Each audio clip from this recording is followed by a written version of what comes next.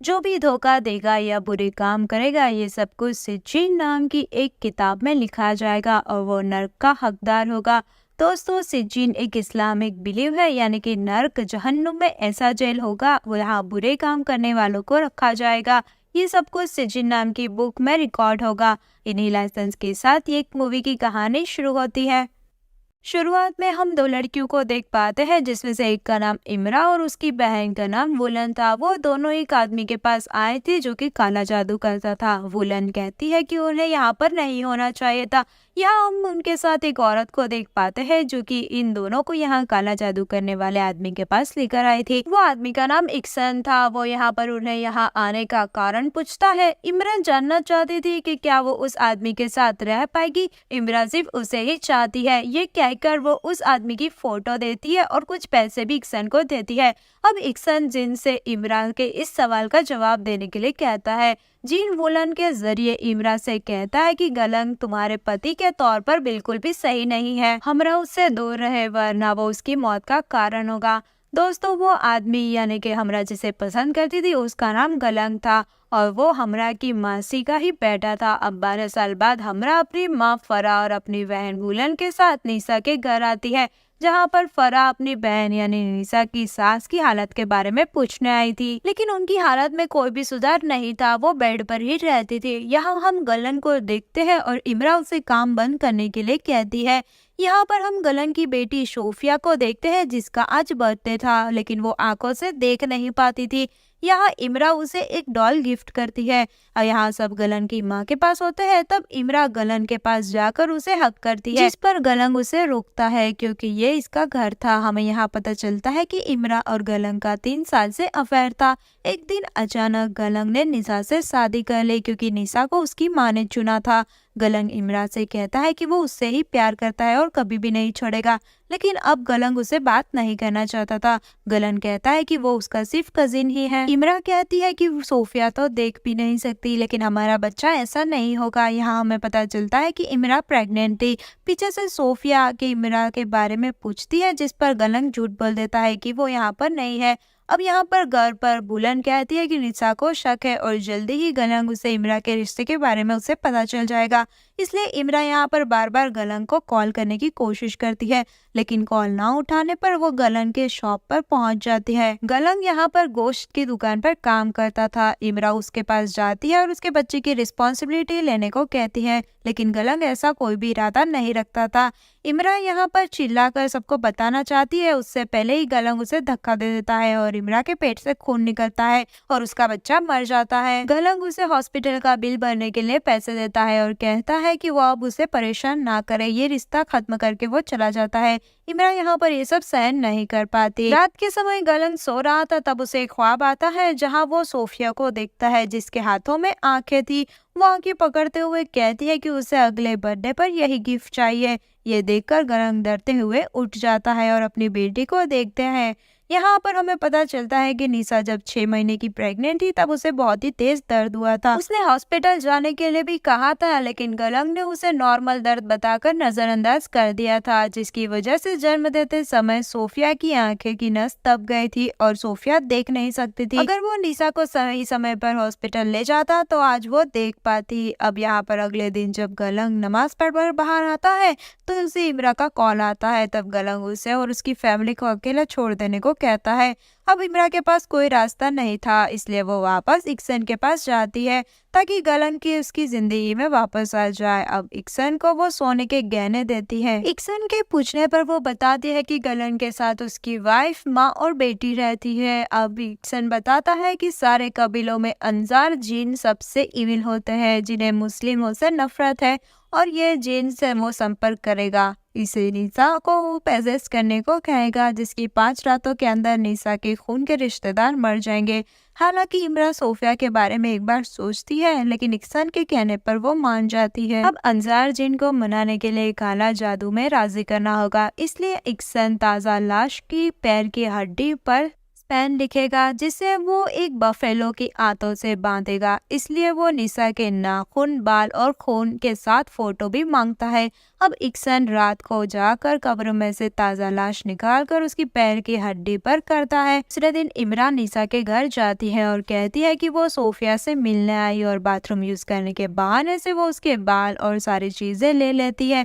यह समय सोफिया कहती है कि वो उससे फिर मिलेगी तब हम खेलेंगे। इमरान यहाँ पर रोने लगती है और आखिर वो कैसे बताए कि वो अब उससे दोबारा कभी नहीं मिलेगी। बाहर जाते समय उसे गलन मिलता है जो कि उसे अपनी फैमिली से दूर रहने को कहता है। यहाँ पर अब इमरान सारी चीजें जाकर इक्सन को दे देती है। इक्सन यहाँ पर ये खून से काला जादू करता है और यहाँ पर जिन से मदद मांगता है, जिसके बाद वो निसा से खून से सनी फोटो अपने साथ काम करने वाली औरत से कुत्तों को खाने में मिलाकर रोज रात को देने के लिए कहता है और आज से 5 रातों के अंदर ही निशा और उसके साथ उसके ब्लड से जुड़े हुए सारे लोग मर जाएंगे। पहली रात में हम निशा को नमाज पढ़ते हुए देखते हैं जब अचानक ऊपर से भैंस का कटा हुआ सर और खून गिरने लगता है, जिससे निशा काफी डर जाती है।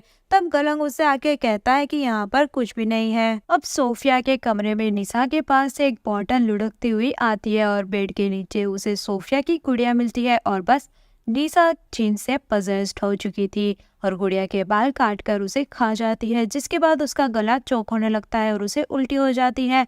दोस्तों, जिन ने निशा पर पूरा कब्जा जमाना शुरू कर दिया था। दूसरी रात जब गुलंग घर वापस आता है तब निशा उसे बताती है कि घर में अजीब चीज हो रही है, लेकिन गलंग उसे बाद में बात करने को कह देता है। दूसरी तरफ हमें पता चलता है कि इमरान ने जो भी सोना इक्सन को दिया था उसमें से कुछ गहने उसकी बहन मुलन के भी थे। नमाज पढ़ते समय निशा का दम घुटने लगता है और उसे खून की उल्टी होने लगती है, जिसमें से उसके मुंह से लीच निकलती है। सोफिया उसके आकर उसे संभालने लगती है। अब निशा उन कीड़ों को जार में रख देती है ताकि गलंग को दिखा सके।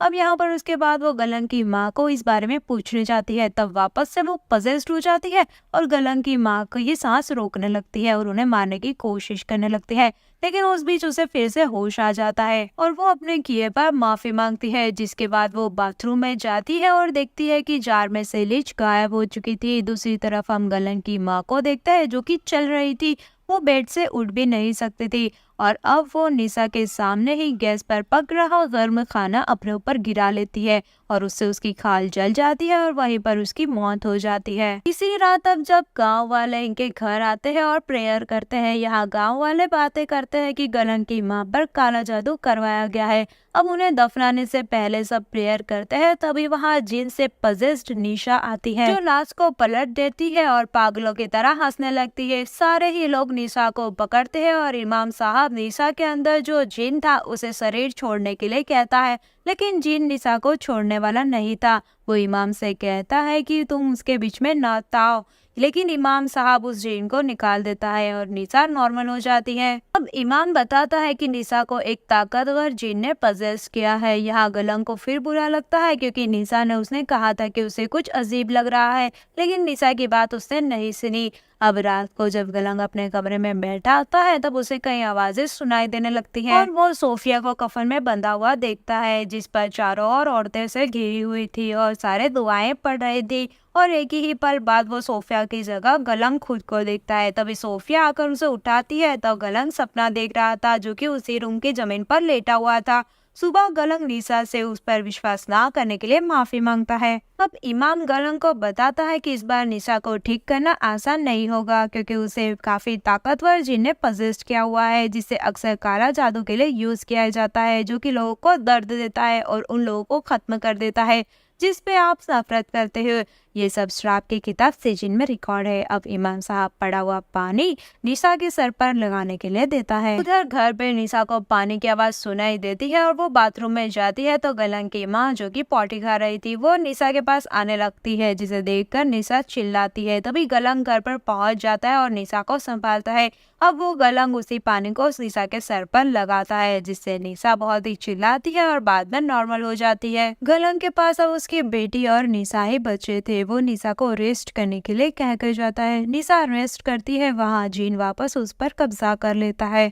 चौथी रात हम इमरा के घर पर उसकी माँ को सारे बर्तन तोड़ते हुए देखते हैं और वो उनकी कांच की टुकड़ों को खा लेती है, जिसकी वजह से उसका गला सही जगह से कटने लगता है। अब कुछ देर बाद जब वहाँ पर इमरा और बुलन आती है तो उनकी माँ जमीन पर पड़ी हुई थी, जिनका गला कटने की वजह से सारी नसें बाहर आ गई थी और उनकी मौत हो गई थी। अब उनकी माँ के जाने के बाद इमरा सारी बातें बुलन को बताती है कि कैसे गलन को पाने के लिए उसने उसकी वजह से मौसी और उसकी माँ मर गई। अब 5 रातों के अंदर निशा और उसके खून के रिश्तेदार सारे ही मर जाएंगे, लेकिन उसकी माँ और गलन की माँ का निशा से कोई खून का रिश्ता नहीं था, वो तो सास बहू का रिश्ता था। इमरा को समझ नहीं आता कि ऐसा क्यों हो रहा है, जिससे बुलन उस पर गुस्सा होती है क्योंकि उनको लगता है कि अब अगले वही मरने वाले हैं। इमरा बुलन से माफी मांगती है। उधर सोफिया अपनी माँ से उसकी दादी के बारे में बात कर रही होती है तब निशा को आवाजें सुनाई देने लगती है। वो बहुत ही थक चुकी थी इसलिए वो खुद को फांसी लगाने लगती है।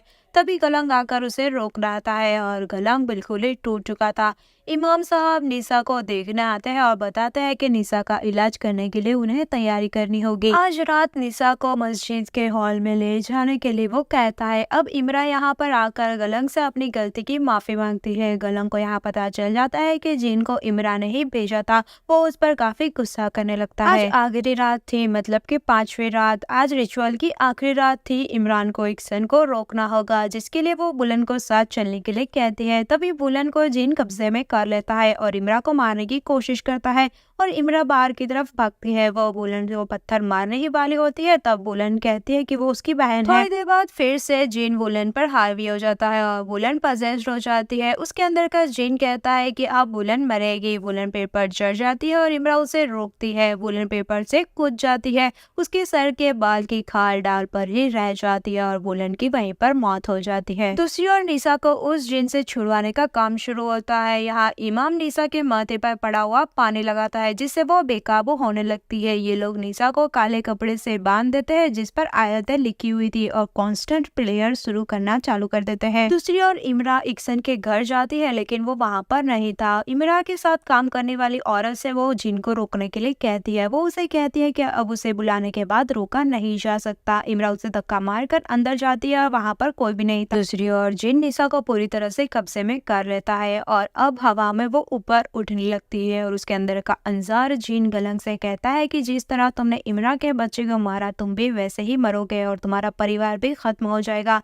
अब इमाम अपनी छड़ी से निशा को मारने ही वाला था लेकिन गलंग उसे रोकता है। इमाम कहता है कि इससे निशा को कुछ भी नहीं होगा और जोर की आवाज होती है और निशा नीचे गिर जाती है, जिससे सारे लोग दूर गिरते हैं और निशा का जिन आजाद हो जाता है और वो गलंग का गला दबाकर उसे मारने ही वाला था। तभी इमाम उसे छड़ी से निशा को मारता है और वो गलंग को छोड़ देती है और बेहोश हो जाती है। दूसरी ओर जिन इमरा के सर पर लकड़ी से पटकने के बाद हाथ और पैर की हड्डियां तोड़ देता है और उसे बुरी तरह से मार देता है। अब हॉल में पजेस्ड सोफिया गलंग के पास आती है और वहां आता है कहानी में ट्विस्ट। जिन ने असली में कब्जा सोफी पे ही किया था, ना कि निशा पर। सोफिया गलंग को ऊपर हवा में उठाकर उसे जान से मारने की कोशिश करती है। तभी इमाम काली मोतियों पर प्रेयर्स पढ़कर सोफिया की तरफ फेंकता है, जिससे वो गलंग को छोड़ देती है और बेहोश हो जाती है। लेकिन यहाँ पर कहानी खत्म नहीं होती दोस्तों। इमरा ने जिसको पजेस्ट करवाया था वो निशा नहीं बल्कि सोफिया थी। यहाँ पर इमरा ने बाथरूम से जो जो चीजें उठाई थी वो निशा की नहीं बल्कि सोफिया उसकी बेटी की थी। यानी कि अब तक सारी चीजें सोफिया ही कंट्रोल कर रही थी। उसी ने अपने दादी पर गर्म खाना डलवाया और उन्हें मार दिया और बुलन को भी उसी ने मारा था। और सबसे बड़ा ट्विस्ट ये कि इक्सन के घर पर सोफिया ही थी जिसने इमरा को बुरी तरह से मार दिया, जबकि वहां पर इक्सन भी मौजूद था। और एंड में हमें पता चलता है कि पूरा परिवार भयानक रूप से मस्जिद के बेसमेंट में मरा हुआ मिला। पति के गले की हड्डी पूरी तरह से टूट जाने पर वो मृत पाया गया, जबकि उसकी पत्नी और बेटी बेहोश थे। पुलिस को उनकी कजिन बहन मरी हुई मिली, लेकिन दोस्तों अलग अलग जगह पर उनकी लाश पाई गई। पत्नी गंभीर हालत में थी जिसकी बीमारी का कोई भी मेडिकल इलाज नहीं पाया गया। एंडिंग का सीन हम देखते हैं जहां हॉस्पिटल में निशा सोई थी और वहां पर सोफिया उसके पास आती है और उसे शांत करती है। यानी कि काला जादू अभी भी खत्म नहीं हुआ था, निशा पर उसका असर अभी भी था और सोफिया के अंदर जिन अभी भी है, मतलब सोफिया अभी भी पजेस्ड थी। अब एक बात ये समझने जैसी है कि जब एंडिंग में इमरा को जिन मार रहा था तब इक्सन वहीं पर मौजूद था, लेकिन इक्सन वहां पर कुछ भी नहीं करता, शायद इसलिए कि की गई डील की वजह से अगर वो बीच में आता तो वो खुद मारा जाता। एक और सीन में हम देखते हैं कि जब गलंग कफन में खुद को सोफिया की जगह देख रहा था तब सोफिया आके उसे उठाती है, जबकि ये साइन था कि उसी जिन ने गलंग को सपना दिखाया था, वरना इतनी रात को जो सोफिया देख नहीं सकती थी उसे कैसे पता है कि उसका पिता बाहर रूम में लेटकर बुरा सपना देख रहा था। और लास्ट वाला सवाल कि आखिरी बुलन और फराह क्यों मारी गई, तो जैसे मैंने आपको बताया कि जिन जिसे भी पजेस्ट करेगा वो उसके ब्लड लाइन वालों को मार देगा। जिन ने निशा को नहीं बल्कि सोफिया को पजेस्ट किया था, इसलिए सोफिया की ब्लड लाइन यानी खून के रिश्तेदार सभी मारे गए, जिसमें फराह, बुलंद और खुद इमरा भी आती थी। तो दोस्तों यही था मेरा इंडोनेशियन हॉरर मूवी का एक्सप्लेनेशन। कैसी लगी आपको ये वीडियो हमें कमेंट करके जरूर बताएं। उम्मीद करती हूँ आपको पसंद आई होगी। तो वीडियो को लाइक कर दे, शेयर कर दे, चैनल पर नए हो तो चैनल को सब्सक्राइब कर दे। मिलते हैं अगले वीडियो में, तब तक के लिए अपना ध्यान रखिए।